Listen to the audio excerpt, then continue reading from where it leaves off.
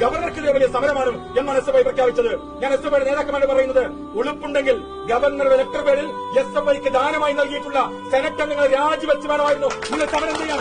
അതിനുള്ള ഉളുപ്പും മാനവും നിങ്ങൾ കാണിക്കണമായിരുന്നു. ഗവർണർ രാജ്ഭവനിൽ നിന്ന് നിങ്ങൾക്ക് ലഭിക്കുന്ന ആനുകൂല്യങ്ങൾ മുഴുവൻ വാങ്ങി പോക്കറ്റ് വെക്കുകയും എന്തെങ്കിലും കിട്ടാനാകുമ്പോ പരസ്പരം കലയിക്കുകയും ചെയ്യുന്ന അന്തർനാടകമാണ് ഇവിടെ നടക്കുന്നത് എന്ന് മലയാളിക്ക് തിരിയാത്ത പ്രശ്നമില്ല.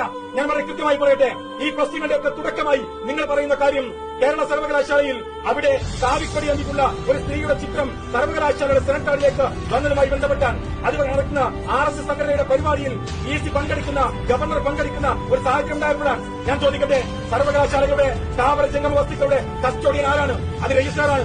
അദ്ദേഹം അത് ക്യാൻസൽ ചെയ്യുന്നു. അത് ക്യാൻസൽ ചെയ്യുമ്പോൾ കേരളം മൊത്തം ചർച്ചയാകുന്നു. ഞങ്ങൾ ചോദിക്കുന്ന ഒരു ചോദ്യമുണ്ട്, ആരാണ് അനുമതി കൊടുത്തത്? അത് VC ആണോ? ഞങ്ങൾ അന്വേഷിച്ചോ VC അല്ല, EVC ആണോ? RSS കേരള യൂണിവേഴ്സിറ്റിയിൽ സെനറ്റിനകത്ത് ഈ ചിത്രം വെച്ചുകൊണ്ട് പരിപാടി നടത്താൻ അനുമതി കൊടുത്തത് ആരാണ്? അത് VC അല്ല, അത് PVC അല്ല. ഞങ്ങൾ അന്വേഷിച്ചപ്പോ അതിന് ഉത്തരവ് കൊടുത്തത് ഇതേ രജിസ്ട്രാറാണ്. അപ്പൊ രജിസ്ട്രാർ RSSന്റെ പരിപാടിക്ക് അനുമതി കൊടുക്കുക, പരിപാടി നടക്കുമ്പോ ഞങ്ങളത് ക്യാൻസൽ ചെയ്തിട്ടുണ്ട് എന്ന് പറഞ്ഞുകൊണ്ട് ഗിരിപ്രഭാഷണം നിർവഹിക്കുക. ഈ നാടകത്തെ മലയാളിക്ക് മുമ്പിൽ തുറന്നു കാട്ടുക തന്നെ ചെയ്യും എന്ന് പറയാൻ ഞങ്ങൾ ആഗ്രഹിക്കുകയാണ്. ഇതേ രജിസ്ട്രാർ 2 വർഷം മുൻപ് RSSന്റെ പരിപാടിയിൽ പങ്കെടുക്കുന്ന ചിത്രം കണ്ടു. അന്ന് ഞങ്ങളൊക്കെ പ്രതിഷേധിച്ചു.